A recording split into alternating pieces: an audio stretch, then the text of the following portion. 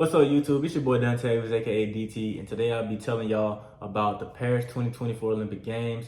I just recently traveled to Paris just to experience the Olympics and also enjoy the culture of France.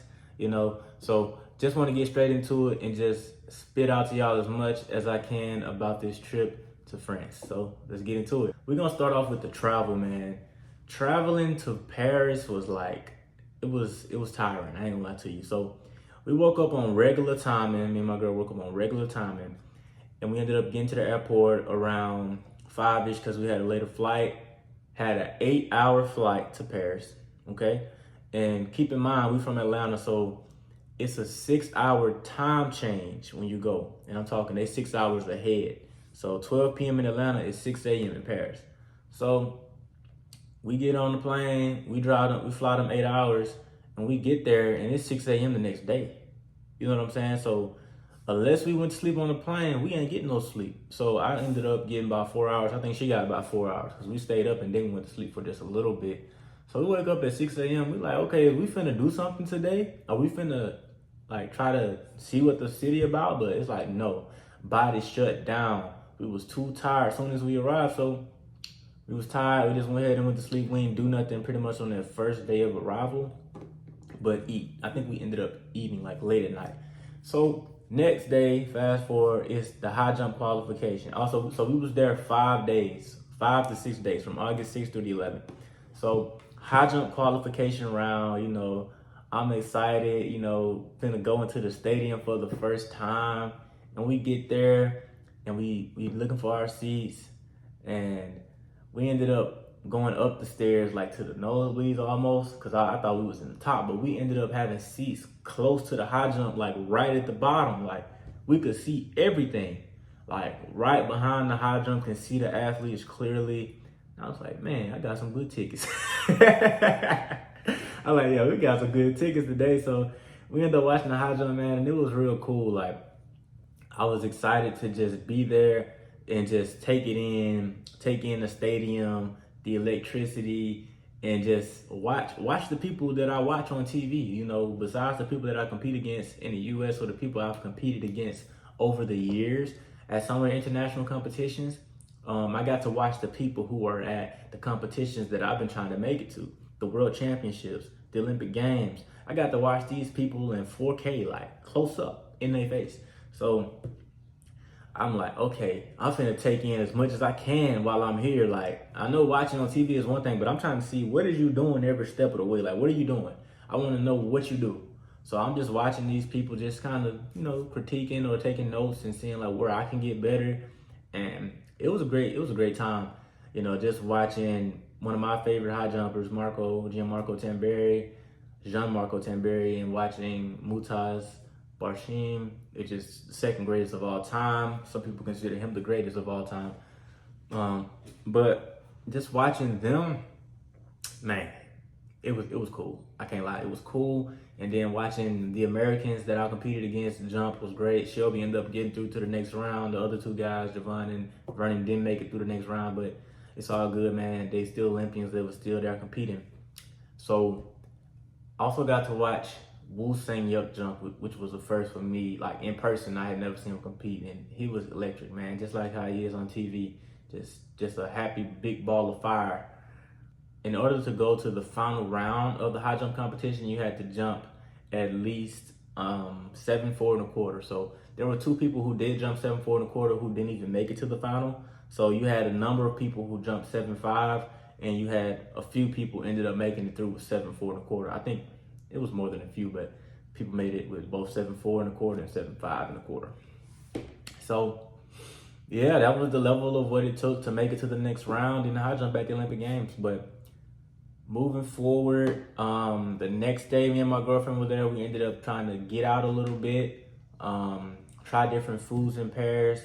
We also went to different tourist attractions. I'm gonna tell y'all about these. So we're gonna start with the Louvre Museum. So if y'all don't know, the Louvre Museum is this really famous, like world famous, popular museum that has the Mona Lisa inside. So we get to the museum. It's this big old pyramid on the top of it, made of glass. That's the real popular part of the museum, which is the entrance. And we go in, and it's like a downstairs escalate to like a tunnel, and you get down to the bottom, and it's like the building is so big because it's underground. They built it underground, so you got this long tunnel that goes to one side of the museum, and then you got like 7 of those. It goes to one side of the museum, and it has an up, down, and around the corner big building on each side where you can see so much. It's like thousands of paintings. Like, I wouldn't be surprised if it was like over 10,000. I'm gonna say over 20,000 different pieces of art in that museum. It probably is. Like, I really want to look it up. I'm finna look it up right now. Like, I gotta know.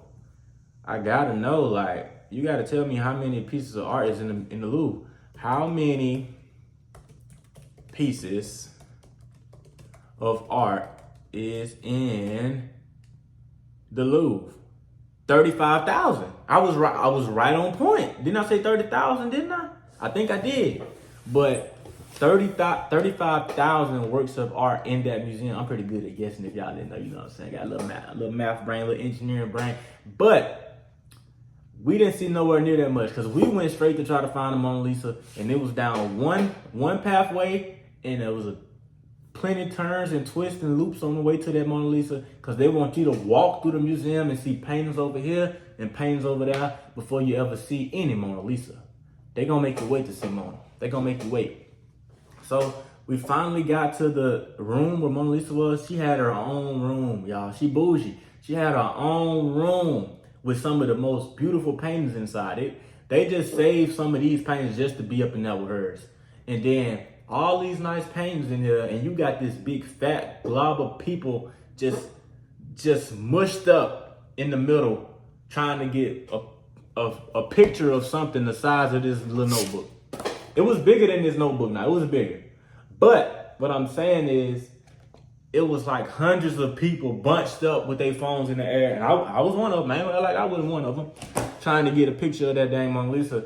And we didn't get that close through the middle, but we got off to the side and, took a little picture. Got our little picture while we was in the frame with Mona. And then, like, in the back of that room, man, I'm telling you, they had one of the biggest, most beautiful paintings I've ever seen in my life. It was a rendition of the Last Supper, and it had angels around it, and it had like other people. And it was like, I'm telling you, it took up the whole wall. It took up the whole wall. And the room was not small. I'm telling you, the ceiling was at least, I'm going to give it like 50 feet. No, I'm going to give it 40 feet, okay? Ceiling was at least 40 feet. That's 4 basketball goals. And the painting was that tall. And I'm like, oh my God. I got to get a picture by this thing. Get my picture. I'm like, I asked my girlfriend to take my picture. Like, oh no, you're gonna look like you shouldn't be over there. Like I can do this. Let's just get it. So I ended up getting my pictures by it. She got hers by it.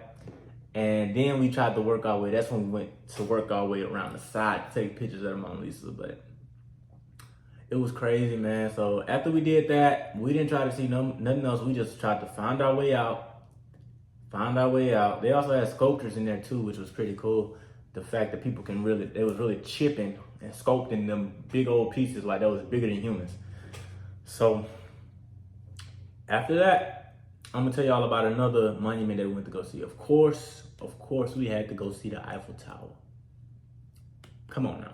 I should have told y'all about that one first. Of course, we had to go see the Eiffel Tower. So we end up, I think this is another day, we ended up Ubering to the Eiffel Tower about 30, 40 minutes.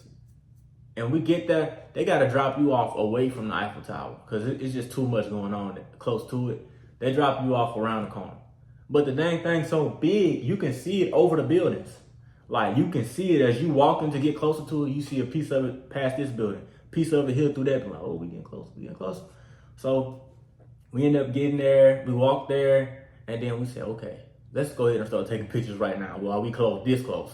So I'm just too excited. So I'm already trying to get some photos in and stuff and videos. But then we ended up getting closer to it. And me and her, we sat there, we was tired. So we ended up getting some food truck, burgers, and some water or some Coke. And I was like, okay, are we finna go? Cause she looked like she was tired. And I was a little tired and hot because we hadn't really caught up off our sleep schedule yet. So we just sitting there and like, you ready to go? And she like, nah, yeah, I'm kind of ready to go. No, okay, let's just walk back here one time and see what's back here, then we gonna go. So we went and walked back. That was the best thing we could ever did because we went to the other side and that's where the Olympic rings was on the Eiffel Tower. So like, okay, they go to Olympic rings and we was really close to it then because at the Eiffel Tower they had like this inner building that you can go into under the Eiffel Tower where you can go up and all that, but you had to pay money. But we was really just there to see it. We weren't trying to like get on it and explore it. So we went to the other side. We was right next to the dang tower. And then you had the Seine River. I believe that's how you say it. This famous river in Paris was right there. And we was like, oh my goodness. I'm so glad we walked over here. That's where we got some of our best videos and pictures. Okay, so the last day of competition ended up coming. Or the day before the last day, we ended up going to the Palace of Versailles. If y'all don't know, the Palace of Versailles is like this really big, elegant Paris with these really big, tall buildings that this king, the king of France, I believe, or the king of France used to live there, King Louis, the 14th, I think. So he lived there, and we didn't get to go inside the Paris and see the inside of it. I mean, the Palace of Versailles and see the inside of it, but we got to see the gardens in the back, and I'm talking, man, it's like a monument. It was like, bro, who need this much grass? Like, who need this many plants and flowers and water? Like, it looked like he had a big old pond in the back with these perfectly designed and cut and maintained bushes. But it was crazy. So fast forward, one of the last days of competition, the men's high jump final. So let's talk about the men's high jump final. We get there, and it's the last day of really track and field competition. So I'm saying the stadium packed. On the first day we went to the stadium, it wasn't that many people because it was one of the first days of track and field competition. It was the qualification rounds and all that kind of stuff. But on the final, boy, you couldn't move straight. You couldn't walk straight up in there. You couldn't, like, at the entrance, it was none but people. Boom. You got to swerve to walk through there. So we walking through the little section with the food trucks. They got DJs playing different music and stuff. It's like a party out there. So we get to the stadium. We get in there and we just watching. And the high jump competition just started getting heated up. It just started going. Boy, going up to 231. Still this many people in.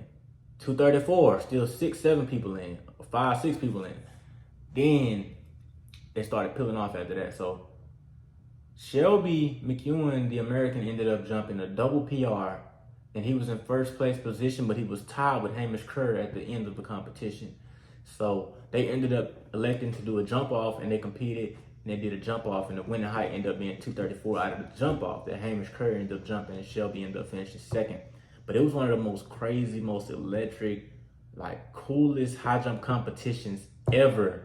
I ain't never seen nothing like that in person. Like, it's like literally, woo, like he got it, and he got it, and he got it, and he got it. It's like, it was an experience of a lifetime. Like, I couldn't have traded that for nothing to see that in person like that. And like, we was kind of in the nosebleeds, like halfway to the side this time around, but we could still see. You know, we didn't have them same good tickets we did on the qualification round because, you know, tickets was a little cheaper on the qualification round versus final round day. We weren't finna get them same tickets on the final. So, man, I had never seen nothing like that, and I'm so glad that I ended up going to the Paris Olympic Games just to watch the high jump and experience the culture of France because, you know, I always thought like, oh, if you don't go, if you didn't make it, you're not going. Like, you're not going. But my dad had told me, like, after I didn't make the team, like, you should still probably go. You should still go. So I ended up going after some thought. You know, it really took a prayer to really push me out the door to go. Because after I didn't make the team in the early on, a month went past, and I just was trying to bounce back mentally after that. Then that month went past, and then I decided to get back on my routine with everything that I do from training and all this different stuff. And I said, I'm going to say my prayer. And I said a prayer, and I asked the Lord to guide my steps. And the first thing I knew I wanted to do was go to Paris to watch the Olympic Games. I knew I didn't want to miss it, and I'm so glad I did. It changed my life. It changed my perspective. It changed what I thought was possible.